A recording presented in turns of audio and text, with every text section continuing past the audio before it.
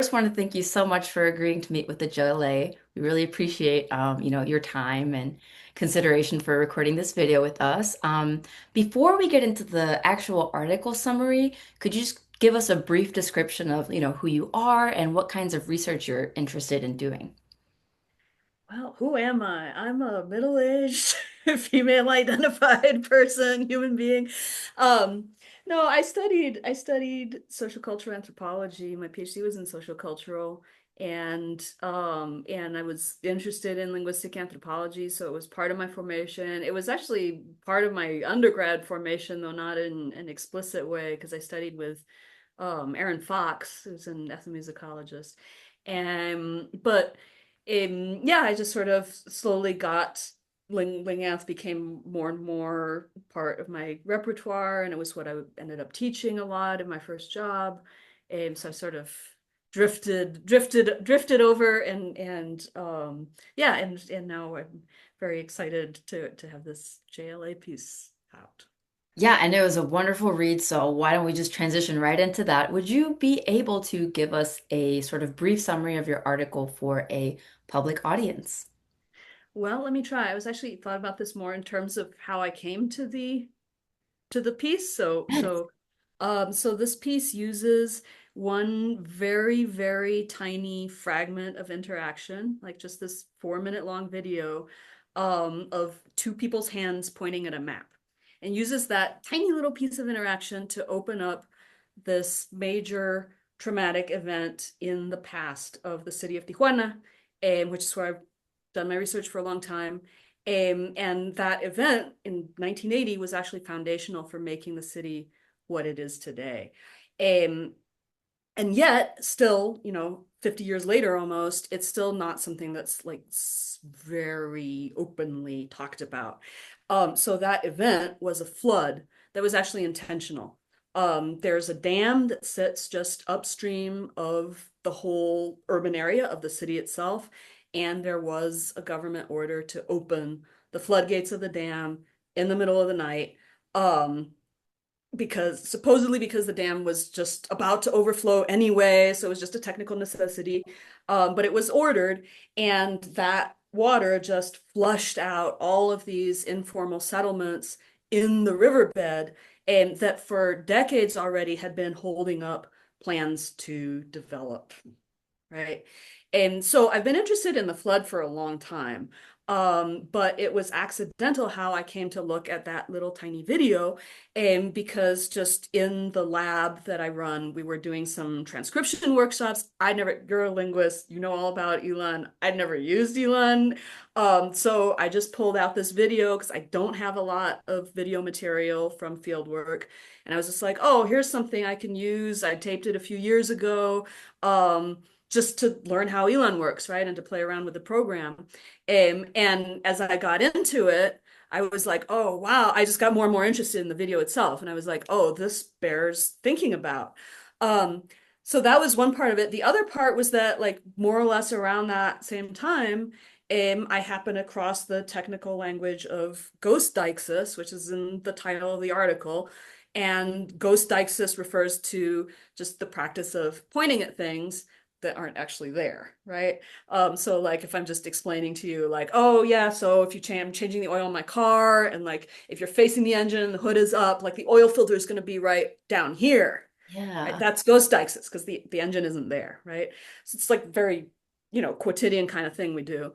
But that was accidental too, right? Like I was just like chatting with a friend, and she was like, "Hey, I was reading about this really cool thing. I was teaching this in class, and that technical language clicked with the video, and it clicked because it gave me a way of understanding what I found so poignant about the video, right? Like what I found so poignant about this apparently very simple thing that this woman was doing, just moving her hands on the surface of the map, pointing things out to me, just saying, here, this is where the water went.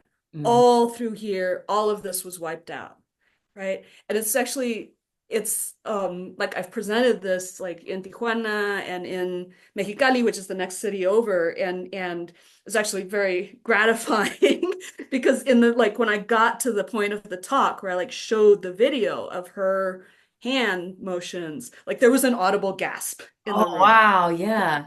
Yeah, like after I made them sit through like half an hour of Carl Bueller and Ghost Deixis and like all this technical stuff, right? So yeah, so it kind of really brought home like, yeah, this is really powerful stuff, you know. Um, so the reason though that this idea of Ghost Deixis was so helpful was that yeah, it gave me a language for talking about why it's still so hard to talk about this event. Like, why does it still feel dangerous to mention the fact of government responsibility, right? Or even to really talk about like how many people died. I mean, it's not known how many people died, you know, but people did die. And so this very technical vocabulary and sort of framework, it gave me a way for thinking through why those little gestures on the paper were so moving and why they feel so expressive. And it's because of that weight of how hard it is still for somebody like Bess, the woman I was talking to say what happened, right? And it's that ghost of this politically repressed past that she embodies and brings to life right there in that moment, you know, in her hands. So yeah, that was how things came together for me for this piece.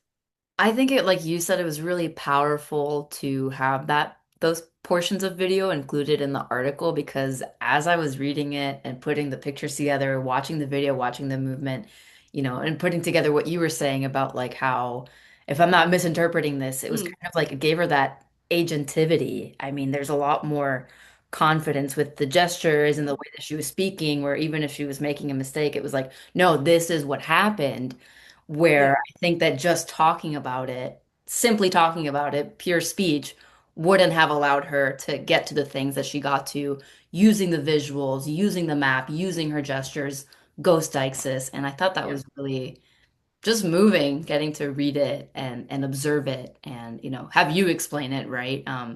It was really powerful. I thought it I'm was, so glad because I feel like that's a tribute to her, right? yes, yes. To like her communicative abilities really and the way that she yeah, like multimodal communicative abilities that like sometimes you don't like as a researcher you don't necessarily I mean, audio only is so dominant, right? So like we Right. all know that that's part of it, but we don't necessarily pay that much attention to it. And yeah, I think if I just had audio, I wouldn't, I wouldn't have like this would have all kind of gone by me, you know. And Yeah. it's interesting. I do want to work further on like the longer interview with her because yeah, because like the verbal part, there's like so much hedging. I mean, she does say a lot and she does say it explicitly, right?